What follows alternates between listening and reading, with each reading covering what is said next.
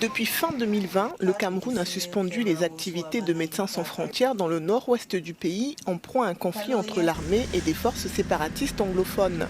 Après plusieurs mois de négociations avec les autorités, l'ONG a finalement décidé de retirer ses équipes de la région. Explication avec Frédéric Janssens, conseiller en communication chez MSF. La raison de notre suspension, c'est une révision de notre cadre de collaboration, mais depuis des mois, il nous est censé se répéter que ce cadre doit être revu et il n'y a pas d'avancée à ce niveau-là. Pourrait-il y avoir d'autres raisons à cette suspension ? Nous pensons clairement que ce sont les allégations qui ont circulé dans le pays quant à une complicité de Médecins sans frontières avec des groupes armés qui bloquent, et nous avons fait toute la lumière sur chaque allégation et nous avons pu prouver qu'il n'y a aucune complicité, prouver aucun soutien de MSF à qui que ce soit, quel groupe armé que ce soit. Donc voilà, c'est probablement ce point-là qui bloque la situation aujourd'hui.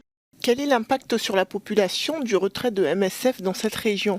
L'appui qu'apportait MSF était tout simplement vital pour des milliers de personnes. Juste un chiffre, l'année passée, nos travailleurs de santé communautaire ont assuré plus de 42 000 consultations auprès de ces populations qui sont soit déplacées, soit difficiles d'accès. Et on a transporté plus de 4 000 patients avec nos ambulances, dont un grand nombre de femmes enceintes. Donc l'impact, il est évident. Enfin, les appels de la communauté internationale ainsi que le dialogue entamé par les autorités camerounaises ont-ils permis de faire évoluer la situation sur le terrain ?